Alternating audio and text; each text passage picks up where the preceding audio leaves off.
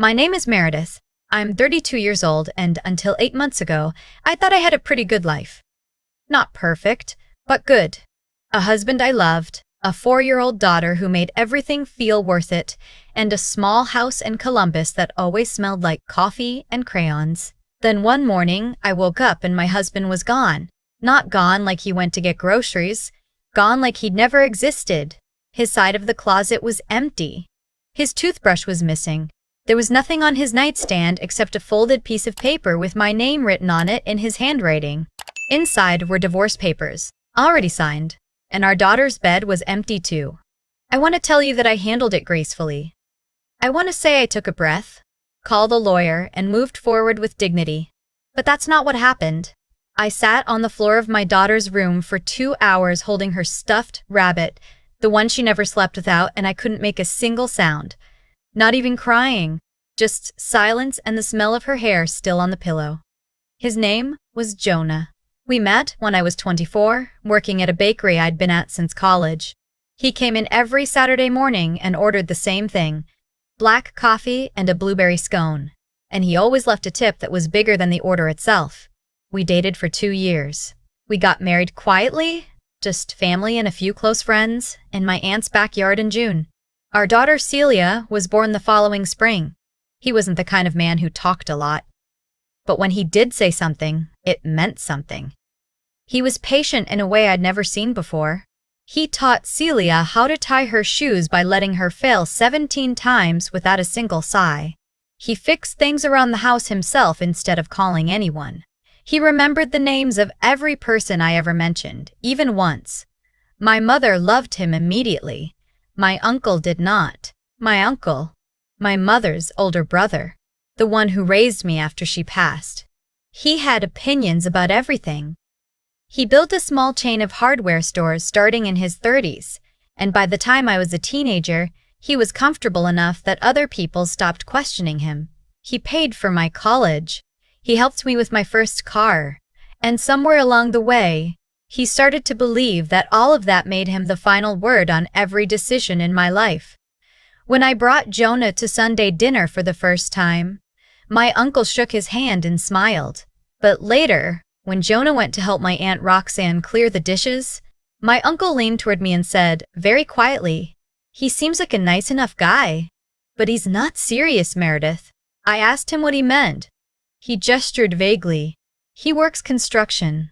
What's his plan?" I told him Jonah had a plan, that he was good at what he did, that he was reliable and honest, and that those things mattered more to me than a title on a business card. My uncle smiled the way people smile when they've already decided they're right and they're just waiting for you to catch up. That was 4 years before Jonah disappeared. In between, my uncle never stopped. He was never cruel outright. He was too careful for that. But there was always something. A comment at Christmas about Jonah's truck needing to be replaced. A question at Easter about whether Jonah had considered advancing. The way he'd address me directly at family dinners as if Jonah weren't sitting right beside me. Jonah never complained. That was the thing. He'd squeeze my hand under the table and change the subject, and afterward in the car he'd say something like, "He cares about you. It comes out wrong, that's all." I believed him. I told myself it would get easier. It never did. The morning Jonah left, I hadn't noticed anything different. He kissed Celia's forehead before she woke up. I found out later from a neighbor who saw them in the driveway. He put her car seat in someone else's truck. He didn't wake me. After I found the papers, I called him 43 times over 3 days. Every single one went straight to voicemail. His number eventually stopped ringing at all.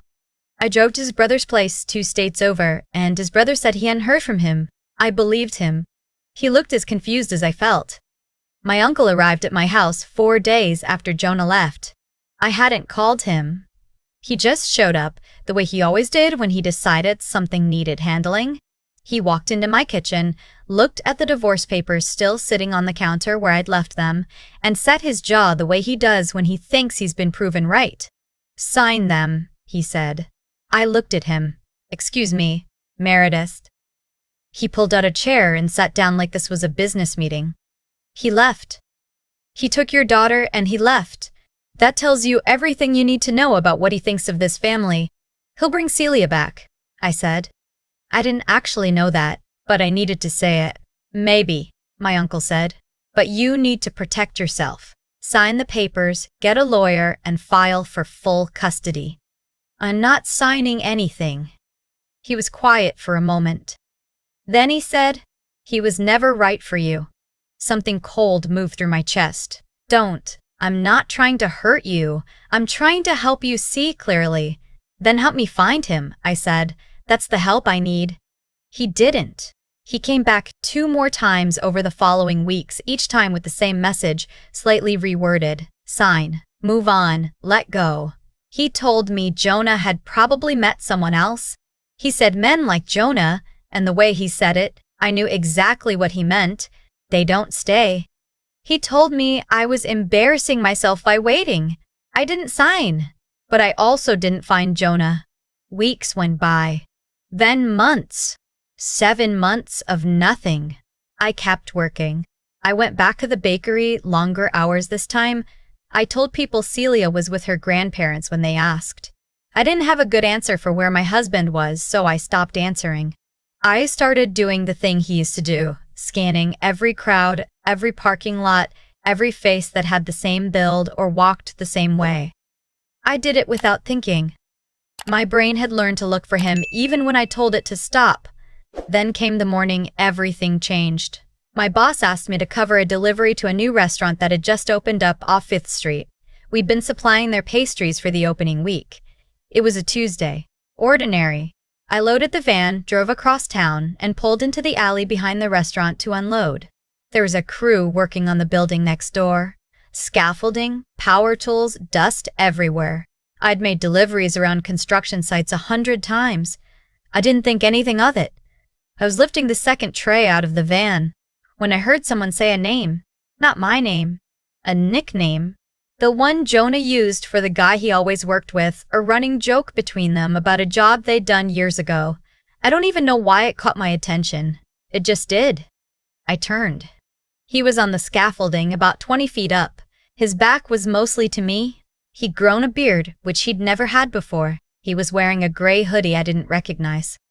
But the way he stood, the way he shifted his weight when he reached for something, I knew that before I knew his face. My hands went completely still. The tray of pastries hit the ground. He heard the crash and looked down. For a moment, neither of us moved.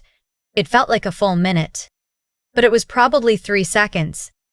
Then he looked away fast, turned back to the wall he'd been working on, and said something to the guy next to him. Low, quick. The other guy glanced down at me and then back at Jonah. I didn't go up the scaffolding. I couldn't. Instead, I went around to the front of the building and I waited. He came down 20 minutes later. I knew he would. I don't know how I knew. Maybe because in 7 months of not knowing anything, I still knew him. He came around the corner and stopped when he saw me. He looked, I don't have a better word for it. He looked like a person who had been very tired for a very long time. I had planned to stay calm. I had promised myself 100 times that if I ever found him, I would stay calm. Where is she? I said. My voice came out flat. She's safe. He said it immediately. No hesitation. That's not what I asked. She's with my cousin in Pittsburgh. She's safe, Meredith. I need you to know that first. I took a breath. Then tell me why. Right now, all of it. He looked at the sidewalk. He looked at his hands. He said, Can we go somewhere? No. I didn't move. Right here. Right now. He was quiet for a long moment.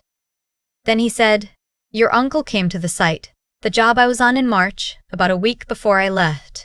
He came alone. The air went out of me. He knew exactly where I was working, Jonah continued. He knew the site, the foreman's name, everything. He walked up to me during break like he was there to say hello. He paused. He wasn't there to say hello. I couldn't say anything. I just kept looking at him. He said you needed to move forward with your life. That I was a dead end, that you deserved better. Jonah's voice was steady, but barely. I'd heard versions of that before. I didn't take it seriously. But then he said something else. He stopped. Tell me, I said. He said that if I didn't disappear, he would make sure Celia paid for it. He looked at me then. He didn't say it like a threat from a movie. He said it quietly, like a man reading off a list. He told me he had connections I didn't understand, that a construction worker with no money and no lawyers had no way to protect his family if someone with his resources decided to make things difficult. His jaw tightened. He said Celia could end up in a custody arrangement I'd never recover from, that he knew a judge, that he could make things happen. He said if I signed the papers and left quietly, he'd leave her alone. I pressed my hand against the wall behind me. I didn't know what to do, Jonah said. I had no money to fight him. He was right about that. He'd been watching me long enough to know exactly what I had and what I didn't. I thought if I stayed, he'd find a way to use the courts, use his money, and I'd lose her anyway, but she'd be in the middle of it the whole time. His voice cracked slightly. I thought if I took her somewhere safe and disappeared, at least I could protect her until I figured out a way to fight back. You could have told me, I said. My voice was shaking. He told me if you found out the truth, he'd know. He said he had someone watching, that if he started asking questions, it would go badly for Celia. He shook his head. I know how it sounds. I know. But I was terrified, Meredith. I didn't have a plan. I ran. And every day I thought about calling you. Every single day. I looked at my husband standing on a sidewalk in Columbus in a beard I'd never seen, in clothes I didn't recognize, looking like someone who'd been carrying something very heavy for a very long time. And I thought about my uncle sitting in my kitchen, telling me to sign, telling me men like Jonah don't stay, watching me cry across his dinner table and not saying a word. He told me you left for someone else, I said. Jonah's face changed. Not anger, something worse. Exhaustion. I know, he said quietly. I figured he would. I didn't cry right then. I don't know why. Everything in me felt completely still, the way it gets right before a storm. I took a breath and then another and I said, I need to see Celia. I'll take you to her. And then, I said, we need to talk about what we're going to do. We drove to Pittsburgh that afternoon. Celia was at his cousin's apartment, a small place above a laundromat that smelled like fabric, softener, and takeout. When his cousin opened the door, Celia was sitting on the floor with a coloring book, and when she looked up and saw me, she made a sound I will never forget as long as I live. She scrambled to her feet and hit me somewhere around the knees, and I went straight to the floor with her and held on. She smelled the same. Exactly the same. After she fell asleep that night on the pull-out couch with Jonah next to her. I sat in the kitchen with his cousin, and I thought about my uncle. About every dinner. Every comment. Every quiet, careful word designed to make Jonah feel small. About the fact that he had planned this, not on a whim, but deliberately, with preparation. He'd found the site. He'd learned the foreman's name. He'd waited for the right moment. He had done all of that and then come to my kitchen and told me to sign. My uncle was well known in certain circles. He sponsored local events. He'd helped fund a community center. People liked him. People trusted him. And I knew, without being told, that going up against him without any evidence was going to be an uphill road. So I didn't rush. That was the hardest part. I took 2 weeks. I talked to a lawyer, a real one, not someone my uncle had ever had any connection to. I wrote down everything Jonah told me, dated it, had it notarized. I talked to 2 of Jonah's coworkers who had seen my uncle at the site that day. One of them was willing to give a statement. My uncle didn't know any of this was happening. He thought I was still in Columbus, grieving, finally coming around to signing. He hosted a party the following month. He did it every fall. A big backyard thing with neighbors and his business associates and extended family. Catered. String lights. The whole thing. He'd invited me weeks earlier in a text that said simply, "Hope you'll come? Good for you to get out?" I had not responded. I showed up. I wore the blue dress he'd told me once was his favorite color on me. I brought nothing. I said hello to the relatives, the neighbors. I ate a piece of the catered chicken. I waited until enough people were there that the backyard was full and conversations were overlapping and everyone was comfortable. Then I walked over to where he was standing with 3 of his business partners and I said, "Can I say something?" He smiled. The confident smile of a man who thinks he's already won. Of course. I didn't raise my voice, I didn't perform it, I just said, calmly, in front of everyone standing within earshot, 8 months ago, you went to my husband's job site and threatened him. You told him that if he didn't sign divorce papers and disappear, you would use your money and your connections to take our daughter from him through the courts. You told him you knew a judge. You said if I found out the truth, you would make things worse. I paused. I found out the truth. The backyard went very quiet. You came to my house after he left, I continued, and you told me he'd left for someone else. You watched me cry at your dinner table for 7 months, and you never said a word.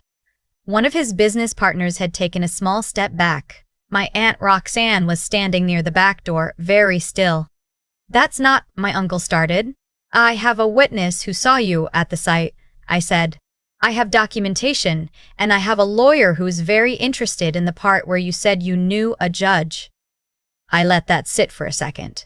I'm not here to embarrass you. I'm here because I wanted you to know that I know, and that it's done. He stared at me. For the first time in my life, I watched my uncle not have anything to say. I turned to my Aunt Roxanne. She had tears on her face. I didn't know what she knew or how much. I said quietly, "I'm sorry. This isn't about you." She nodded. She pressed her hand to her mouth. I walked back through the house and out the front door. Jonah was parked at the curb. Celia was in her car seat in the back, asleep, the stuffed rabbit in her lap. He looked at me when I got in, and I could tell he was trying to read my face. "Okay?" he said. "Yeah," I said. "Let's go home." He put the car in drive. We didn't have a home yet, not technically. We were renting a place month to month while we figured things out. It was smaller than what we'd had before. The kitchen was narrow and one of the bedroom windows stuck, and the neighbors had a dog that barked until midnight. It was nothing like the house we'd saved up for. But that night, after we put Celia down, Jonah made coffee and we sat at the kitchen table and I leaned my head on his shoulder and we didn't say anything for a long time. Not because there was nothing to say, just because for the first time in 8 months, there was no emergency. There was nothing chasing us. There was just the sound of the neighbor's dog and the coffee getting cold and my daughter breathing down the hall. My uncle never reached out after the party. I didn't expect him to. The lawyer's letter arrived at his house 12 days later, and according to someone who told me, he'd gone quiet in a way people around him had started to notice. Whether anything legal would come of it, I honestly didn't know yet. I wasn't sure it mattered as much as I thought it would. What I knew was this: the man my uncle spent 4 years calling unsuitable, too simple, too ordinary, not serious enough, was the one who had spent 8 months working 60-hour weeks on construction sites, sleeping in his cousin's spare room, turning down every chance to disappear further so he could stay close enough to fix it, not because he had a plan, because he couldn't bring himself to go further from us than he already had. That's not the kind of thing you measure in business cards or bank accounts. People ask me sometimes if I'm angry. Of course I'm angry. I think I'll probably be angry about parts of it for a long time. But anger doesn't change much on its own. What changes things is deciding what you're building instead. We're building something smaller than what I had before. Quieter. Less impressive on paper. It's enough. It's more than enough. The morning after we got home, really home, the little rental with the sticky window, Celia woke up early and climbed into our bed the way she used to before everything happened. She pushed herself between the two of us, pulled the blanket up to her chin, and went immediately back to sleep. Jonah looked at me over the top of her head. He didn't say anything. He didn't have to. I thought about something my mother used to say when I was little. She said the people who love you quietly are the ones you should pay attention to. Not the loud ones. Not the ones who make sure you know how much they've done for you. The quiet ones. She was right. She was right about a lot of things I didn't understand until much later. And now I'm telling you this because I think maybe you needed to hear it too. Not the drama of it. Not the confrontation. Just the part at the end. The early morning. The small room. The three of us under one blanket. That part was always the point. I used to think the people who love you loudest are the ones you can count on. My uncle was loud in that way. He showed up, he paid for things, he had opinions and delivered them like they were gifts. For a long time I called that love, because I didn't have a better word for it, and because when you grow up without much, you're grateful for whatever gets offered.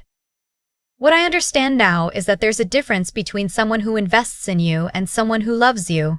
Investing expects a return. Love doesn't keep a ledger. My uncle invested in me. He expected, without ever saying it plainly, that I would build a life that reflected well on him. When Jonah didn't fit that picture, it wasn't personal. It was just bad math. And when bad math shows up in someone else's equation, they start looking for ways to correct it. That's what he did. He corrected it. Quietly, carefully, with the kind of precision that only comes from having planned something out. And for 8 months it worked. I signed nothing, but I believed the story he'd handed me. Men like Jonah don't stay. He was never serious. You'll move on. Every version of the same sentence, delivered gently by someone I trusted completely. What I keep coming back to is this: actions that seem to protect us from pain sometimes just delay it and make it worse. My uncle thought he was building something. He was actually dismantling it. My marriage, my daughter's family, his own credibility, the version of himself his wife had believed in for decades.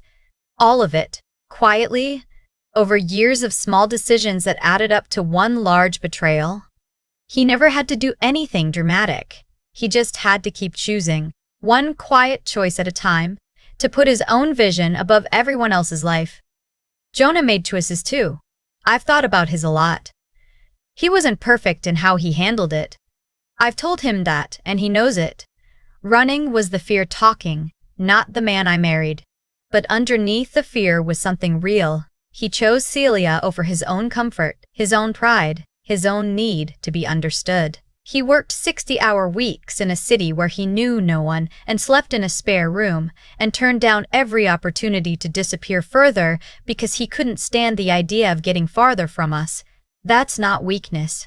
That's a kind of quiet endurance most people never have to find in themselves. I had to find mine too. The 2 weeks between Pittsburgh and my uncle's party were the hardest of my life. Sitting on information that made me want to scream and choosing instead to be patient to build something solid. To walk into that backyard with documentation instead of just anger. That was the hardest version of strength I've ever had to practice. None of this turned out clean.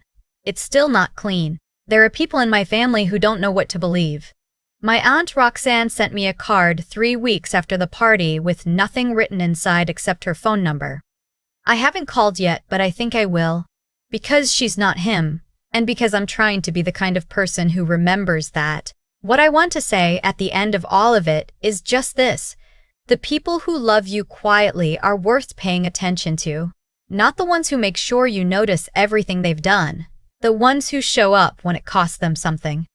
The ones who stay close even when staying close looks like nothing from the outside.